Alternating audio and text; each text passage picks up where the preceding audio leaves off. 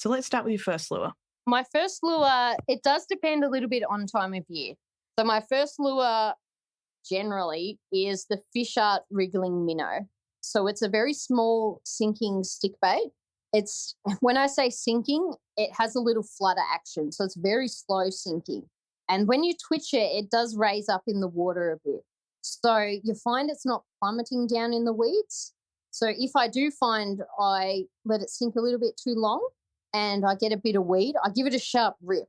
That pulls it out of the weed and then it sits above. So I'm not losing a whole cast and retrieve just because I've hit a bit of weed.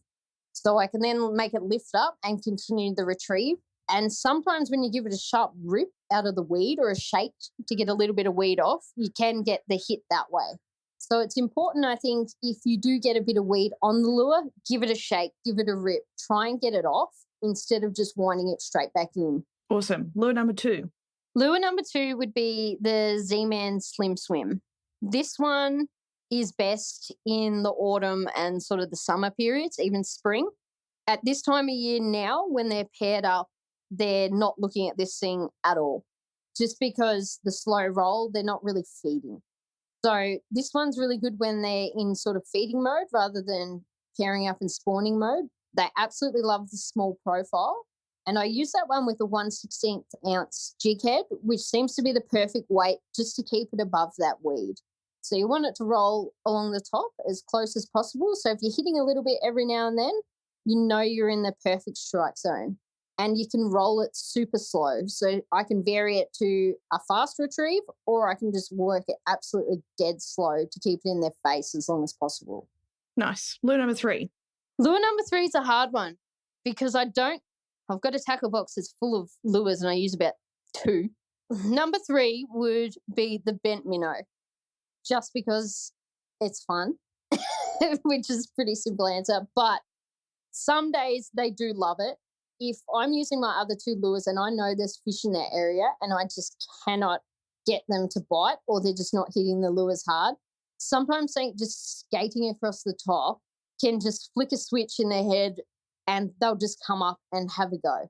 So I use that more as a reaction one if I'm not getting a response from my other 2 presentations. Nice. So we've got those 3 lures in our backpack. Tell me about if you could choose the perfect conditions and you've got those 3 lures with you, what would that day look like from when you jump out of the car at Wendouree to when you pull up for the afternoon? I actually like it quite calm. Normally, a bit of wind or a bit of rough water can be good for trout, and I've found that in other lakes. But for some reason, with Wendouree, I like to fish the calm side because I've had more success doing that there, and I'm not quite sure why it is. The beauty of it is you can drive around the lake and go to the rough side. If you're not getting something, you can drive around the other side. But I do prefer a north wind, definitely overcast conditions, and quite still. So I'm not sure why they seem to like that in there. They're not feeding really in the stirred up stuff. They're still sitting in the calm water, which is good for me because it's very comfortable. Yeah, nice. So that north wind, you want it behind your back then?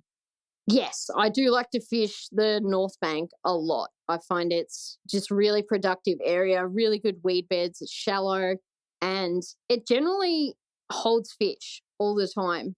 Perfect. So you've arrived on that North Bank, you see your weed beds. What are you doing from there? From there, depending on time of year, if it's, say, April or autumn, I'm putting on a slim swim and I'll just cast that out and slow roll it. Working in area, depending on the time of year, at this time, I'm putting in a lot more casts in one spot because they're really chasing each other around and they're moving quite quickly. So they're still in the area, but they might only be in that area for 5 minutes and then they move on. So I'll continue staying there casting. Sometimes I'll stop casting and I'll let the water sit for 5 or 10 minutes. And you find a lot of times doing that, just letting the water rest, the next cast you get out, you'll get that hit. Just because it's stopped being in their face so constantly. So for this time of year in winter, you're using the stick bait? Yes. Yeah, I'm using the stick bait a lot. Basically, you cast it sort of as far as you want, really. I tend to fan cast through the area and put in a lot of time. It's basically just hit the water, 2 twitch, pause. And you sort of need to be prepared with it. Although it has a small shimmy on the drop, which isn't much action at all, They tend to come up and whack it on the paws sometimes, which is super frustrating because you never expect it. And they'll take it on the drop as well. And it's very surprising. They'll hold on to it for a long time. They're sort of on the drop. They're not just hitting it as it goes down. They're actually just grabbing it and sitting there. So, yeah, you've always got to be paying attention to that lure. And I think sometimes too, they're grabbing it and you actually don't know. And then you twitch and they're just on there.